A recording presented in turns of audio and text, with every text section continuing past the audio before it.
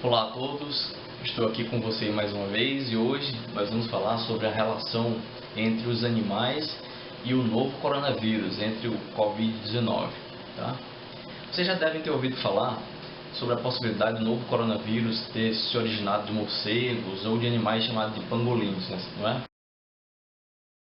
Mas será até que ponto isso é verdade? O que se sabe até agora sobre a importância desses animais na origem, na criação e na transmissão desse novo coronavírus? Bom, o que se sabe de fato é que os primeiros pacientes desse novo coronavírus, com exceção do primeiro, tiveram contato com uma feira, um mercado de frutos do mar na cidade de Huanan, né, em Wuhan, na província de Hubei, na China. Esse mercado é conhecido por vender vários tipos de animais silvestres, serpentes, marmotas, aves, todo tipo de animal. Né? Antes de conhecermos, de entrarmos nos artigos propriamente dito, é bom a gente conhecer os tipos de coronavírus existentes que afetam animais e seres humanos. Nessa figura, a gente pode ver aqui a família Coronaviridae, né, a qual pertence os coronavírus.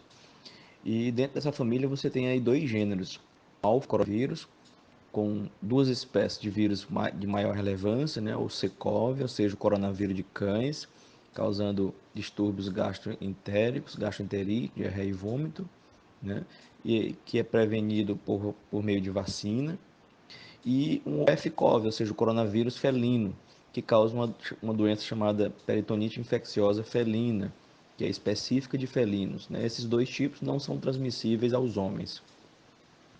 E você vê também no outro gênero, o gênero beta-coronavírus. E aí você tem várias espécies de coronavírus, mais ou menos eram seis, agora são sete. E os três principais, né? O MERS, a síndrome respiratória do Oriente Médio, cujo hospedeiro intermediário é dromedários. O SARS-CoV, que é a síndrome respiratória aguda grave. E o SARS-CoV-2, que é o novo coronavírus, que esses não são transmissíveis para os animais. Agora que já conhecemos os tipos de coronavírus, vamos aos artigos que eu separei, como sempre alguns dos mais citados nas bases de dados. Tá? E o primeiro deles chama A Origem Proximal do SARS-CoV-2. Né? Esse é um artigo que analisa o genoma. Esse artigo, pessoal, ele traz para a gente três teorias que tentam explicar a origem do novo coronavírus. Elas são: a primeira, seleção natural em hospedeiro animal antes da transmissão. A segunda é seleção natural em humanos, seguido de transferência zoonótica, ou seja, essa teoria diz que os seres humanos houve uma contaminação por uma espécie de coronavírus animal que pulou a barreira interespécie, né, e foi para os humanos, mas essa adaptação e essa otimização à ligação ao receptor de ECA2 ocorreu durante transmissões assintomáticas em humanos, né? Ou seja, o vírus se otimizou em humanos. Essa é uma das hipóteses mais prováveis. Tá? E a terceira hipótese é a hipótese da seleção durante passagem em cultura celular. Essa é a hipótese menos provável. Ele traz ainda alguns pontos importantes. O primeiro é que ele fez a análise dos genomas e comparou o SARS-CoV-2 com outros tipos de coronavírus, alfa e beta coronavírus. Esse novo coronavírus, o SARS-CoV-2, parece ter otimizado uma região específica do seu RNA chamada domínio de ligação de receptor para se ligar e aumentar a eficiência de ligação ao sítio da enzima conversora de angiotensina 2, da ECA2. E esse é um diferencial desse coronavírus. O segundo ponto é que o artigo conclui que é muito improvável que o novo coronavírus tenha sido criado em laboratório, por causa dessa otimização dessa região específica, chamada de RBD, né? Domínio de ligação de receptor. O que não foi visto é essa eficiência de ligação ao receptor de ECA2 em nenhum outro coronavírus conhecido, demonstrando que esse novo coronavírus não é derivado de nenhum outro coronavírus que se tem conhecimento. Do latim, você tem uma expressão chamada ex nihilo nihil fit, ou seja, do nada, nada se faz. Ou seja, é impossível alguém ter criado esse novo coronavírus sem ter usado uma sequência de nucleotídeos de outros coronavírus conhecidos. Portanto, não foi criado em laboratório. Né? A terceira conclusão é que ele demonstra que uma cepa específica de morcego, chamada de HAT3G13, de coronavírus, né, cujo hospedeiro natural é uma espécie de morcego chamada Rhinolophus affinis, tem 96% de similaridade genômica com o coronavírus que foi isolado de seres humanos. No entanto, essa cepa não possui a mesma eficiência de ligação ao receptor de ECA2. E uma outra conclusão é de que ele encontra uma maior similaridade do coronavírus de pangolim com essa espécie de novo coronavírus. Apesar de essa cepa de pangolim ter uma alteração que difere um pouco numa região chamada de sítio de clivagem polibásica, que é importante também para a ligação com o receptor de ECA. Um outro artigo importante chama Covid-19, aspectos zoonóticos. Esse outro artigo, ele destaca que até agora, tanto a fonte, ou seja, o animal origem, como o hospedeiro intermediário, ou seja, o que desenvolve o papel na transmissão de SARS-CoV-2, ainda não foram confirmados, ainda não foram identificados. Esse é o artigo que causou uma grande controvérsia no meio veterinário. Ele demonstrou que o SARS-CoV-2 se replicou com muita eficiência em furões e principalmente em felinos, em gatos domésticos, e que não se replicou muito bem em cães, porcos, galinhas e patos, né? Eles pegaram esses animais e inocularam por via nasal uma alta carga viral. É importante ressaltar, no entanto, que foram usados gatos jovens e em pequena quantidade, né? Foram apenas 5 mais de 8 meses. Esses animais jovens naturalmente são imunossuprimidos e o N, ou seja, o número de animais usados, é muito pequeno. E isso impede de extrapolar as conclusões para a população de felinos em geral. Um outro artigo que chamou a atenção, ele é denominado Podem os animais de companhia se infectar pelo Covid-19? Nesse estudo, ele relata os 2 casos dos cães que testaram positivo para a Covid-19 em Hong Kong. Um Lulu da Pomerânia, de 17 anos, e várias doenças concomitantes, e um pastor alemão jovem. Ambos tiveram contato com os donos que testaram positivo para o Covid-19. Apesar disso, os animais não apresentavam sintomatologia clínica.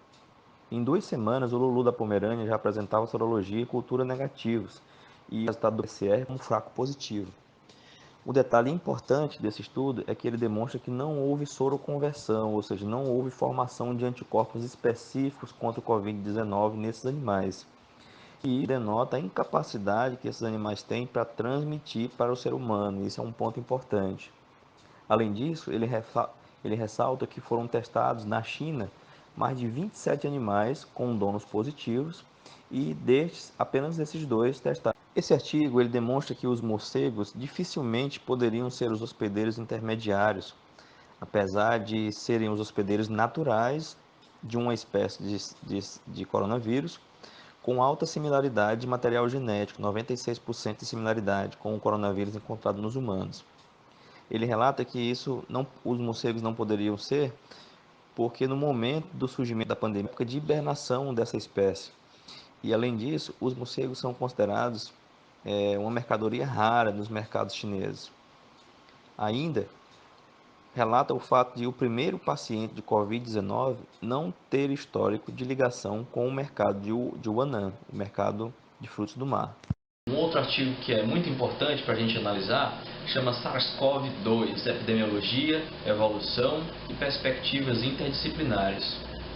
Esse artigo ele demonstra que os morcegos dificilmente poderiam ser os hospedeiros intermediários, apesar de serem os hospedeiros naturais de uma espécie de coronavírus, com alta similaridade de material genético, 96% de similaridade com o coronavírus encontrado nos humanos. Ele relata que os morcegos não poderiam ser porque no momento do surgimento da pandemia, época de hibernação dessa espécie. E além disso, os morcegos são considerados uma mercadoria rara nos mercados chineses. Ainda relata o fato de o primeiro paciente de Covid-19 não ter histórico de ligação com o mercado de Huanan, o mercado de frutos do mar. Nesse outro artigo aqui, que a gente vai analisar agora, o título é bem grande, chama Composição e Divergência das Proteínas S do Coronavírus e Receptores de ECA2, ou seja, de enzima conversora de angiotensina 2, de hospedeiros, podem predizer o potencial de hospedeiros intermediários para SARS-CoV-2. Esse artigo ele inclui, além dos reservatórios naturais suspeitos mais comentados, né, o pangolim e os morcegos, ele inclui as tartarugas e as serpentes como principais potenciais hospedeiros intermediários do SARS-CoV-2. Além disso, ele chama atenção para a diferença entre o termo hospedeiro natural e hospedeiro intermediário. O hospedeiro natural é o hospedeiro que possui naturalmente a espécie no seu organismo. Isso não significa que ele seja um hospedeiro intermediário, que é o hospedeiro responsável por uma mudança biológica do agente etiológico e responsável por transmitir para o ser humano ou para outros animais.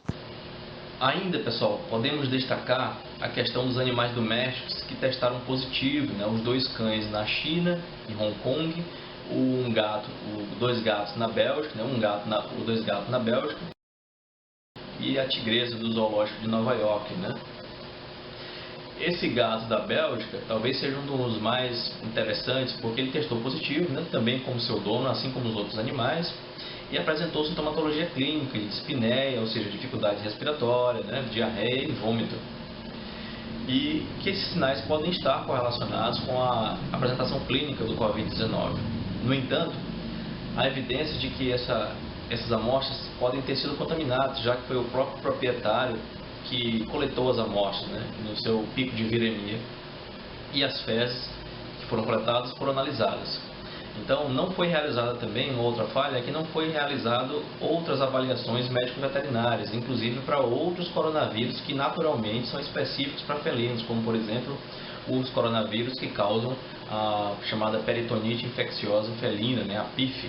É importante considerar também que uma grande empresa do ramo de produção de diagnósticos, a IDEXX, ela já lançou mão de testes em mais de 4.000 cães nos Estados Unidos, no Canadá e na União Europeia. Tá? Principalmente, esses cães eram oriundos principalmente de regiões com alta prevalência de Covid-19. No entanto, todas essas amostras deram resultado negativo. Né?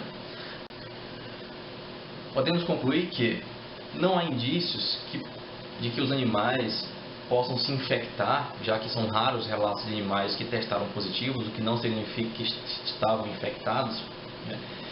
E muito menos que esses animais possam transmitir para os seres humanos. Portanto, não é uma antropozoonose, ou seja, não são os animais que transmitem para os seres humanos, que podem transmitir, né?